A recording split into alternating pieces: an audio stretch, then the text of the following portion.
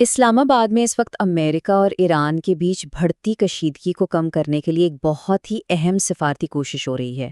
آج ہم اسی اعلیٰ سطحی بات چیت کی گہرائی میں جائیں گے اور یہ سمجھنے کی کوشش کریں گے کہ آخر داؤ پر لگا کیا ہے۔ تو سب سے بڑا اور بنیادی سوال تو یہی ہے، کیا یہ جو نئی کوشش ہو رہی ہے یہ واقعی ایک بڑے تصادم کو ٹال پائے گی؟ آج کی ہماری ساری گفتگو اسی مرکزی نقطے کے ارد گرد گھومیں گی۔ اس وقت پاکستان کا دارالحکومت اسلام آباد سفارتی سرگرمیوں کا گھڑ بنا ہوا ہے۔ سوچیں، مصر، ترکی اور سعودی عرب کے وزرائے خارجہ وہاں موجود ہیں اور ان کی موجودگی ہی بتا رہی ہے کہ صورتحال کتنی سنگین ہے۔ اچھا، اسلام آباد میں یہ جو ساری بھاگ دوڑ ہو رہی ہے، اسے سمجھنے کے لیے پہلے ہمیں اس بحران کو دیکھنا ہوگا جس نے ان مذاکرات کو اتنا زیادہ ضروری بنا دیا ہے۔ جیسا کہ ایک تجزیہ کار نے کہا، اس خطے پر جنگ کے بادل چھا رہے ہیں۔ یہ کوئی معمولی سیاسی تناؤ نہیں ہے، یہاں جنگ کا ایک حقیقی خطرہ منڈلا رہا ہے، اور خطے کے ممالک اس کی سنگینی کو پوری طرح محسوس کر رہے ہیں۔ اور یہ صرف باتیں نہیں ہیں، حقیقت میں زمین پر امریکی فوجیوں اور جدید ترین فوجی ساز و سامان کا بڑا اجتماع ہو رہا ہے، جس کے جواب میں ایران نے بھی ممکنہ زمینی حملے کے خلاف سخت وارننگ دی ہے۔ یعنی یہ ایک بہت ہی خطرناک کھیل ہے جو کسی بھی لمحے قابو سے باہر ہو سکتا ہے۔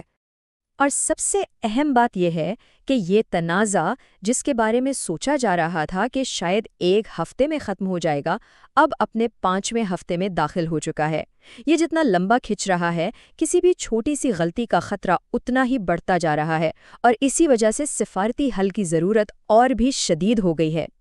تو اس بڑھتے ہوئے بحران اور شدید دباؤ کے بیچ ایک نیا سفارتی طریقہ سامنے آ رہا ہے، ایک ایسا طریقہ جو شاید اس خطرناک صورتحال سے نکلنے کا کوئی راستہ فراہم کر سکے۔ اس سے 4 فریقی مذاکرات یا کوارٹ کا نام دیا گیا ہے۔ یہ پاکستان کی پہل پر بنایا گیا ایک بالکل نیا فارمیٹ ہے جس میں 4 اہم مسلم ممالک شامل ہیں۔ ان کا بنیادی مقصد سیدھا سادہ ہے، امریکہ اور ایران کو کشیدگی کم کرنے کا ایک باعزت راستہ، یعنی ایک آف ریمپ دینا، اس سے پہلے کہ بہت دیر ہو جائے۔ اب یہ جو طریقہ ہے نا، یہ OIC یا عرب لیگ جیسے روایتی اتحادوں سے بالکل مختلف ہے۔ جہاں یہ بڑے ادارے شاید اپنے اندرونی اختلافات کی وجہ سے اس بحران پر بالکل خاموش ہیں، وہیں یہ 4 ممالک خود آگے بڑھ کر قیادت کر رہے ہیں۔ کیوں؟ کیونکہ ان کے مفادات براہ راست داؤ پر لگے ہیں۔ اس اتحاد کی اصل طاقت ہر ملک کے اپنے منفرد کردار میں ہے۔ پاکستان اور ترکی ایران کے پڑوسی ہیں، جس کی وجہ سے ان کا اثر و رسوخ خاص ہے۔ مصر کا پورے مشرق وسطیٰ میں، یہاں تک کہ اسرائیل کے ساتھ تعلقات میں ایک کلیدی کردار ہے، اور سعودی عرب خلیجی ریاستوں کی اجتماعی دانش کی نمائندگی کر رہا ہے۔ تو یہ ایک اسٹریٹجک اتحاد ہے جسے مختلف زاویوں سے دباؤ ڈالنے اور تالسی کرنے کے لیے بنایا گیا ہے۔ لیکن کیا یہ کوشش کامیاب ہو سکتی ہے؟ اس حصے میں ہم امیدوں کا موازنہ ان سخت حقیقتوں سے کریں گے جو اس راستے میں کھڑی ہیں۔ سابق سفیر آصف درانی کے مطابق صرف سفارتکاری کا ہونا ہی اپنے آپ میں امید کی ایک کرن ہے۔ یہ اس بات کا اشارہ ہے کہ بات چیت کے دروازے ابھی پوری طرح بند نہیں ہوئے ہیں۔ لیکن تاریخ ہمیں تھوڑا محتاط رہنے کا سبق بھی دیتی ہے۔ پچھلے سال جون اور اسی سال فروری میں جو مذاکرات ہوئے تھے وہ ناکام رہے، اور سب سے تشویشناک بات یہ ہے کہ دونوں ناکامیوں کے فوراً بعد ایران پر اسرائیلی اور امریکی حملے ہوئے، جو یہ دکھاتا ہے کہ سفارتی ناکامی کے نتائج کتنے سنگین ہو سکتے ہیں۔ اچھا، اس پوری صورتحال کو سمجھنے کے لیے ہمیں ایران کے موقف کو بھی دیکھنا ہوگا۔ ایران ایک بہت بڑی فوجی طاقت ہے، اگرچہ اس کی پراکسیز جیسے حزب اللہ اور حماس کو نقصان پہنچا ہے، لیکن وہ ابھی ختم نہیں ہوئی ہیں۔ اور اس کے علاوہ ایران کو ہمیشہ امریکہ کی طرف سے نظام کی تبدیلی یعنی حکومت کو گرانے کا خطرہ بھی لگا رہتا ہے، جو کسی بھی بات چیت کو بہت پیچیدہ بنا دیتا ہے۔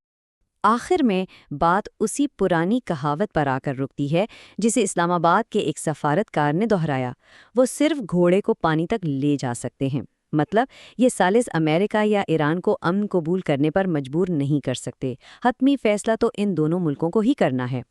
تو ان تمام پیچیدگیوں کو دیکھتے ہوئے ہم آخر کھڑے کہاں ہیں؟ آگے ہونے کیا والا ہے؟ دیکھیں، اس سارے تجزیے کا جو سب سے اہم نقطہ ہے وہ یہ ہے، ہم ایک علاقائی بحران کا ایک علاقائی حل بنتے دیکھ رہے ہیں۔ یہ ممالک بیرونی طاقتوں کا انتظار کرنے کے بجائے اب خود اپنی شرائط پر امن کی راہ تلاش کرنے کی کوشش کر رہے ہیں۔ اور یہ بات ہمیں ایک آخری اور بہت گہرے سوال پر چھوڑ جاتی ہے۔ ایک ایسی دنیا میں جہاں سپر پاورز کا اتنا زیادہ اثر و رسوخ ہو، کیا علاقائی کھلاڑیوں کی بہترین کوششیں واقعی ایک بڑی جنگ کو روکنے کے لیے کافی ہیں؟ اس کا جواب ابھی تک واضح نہیں ہے۔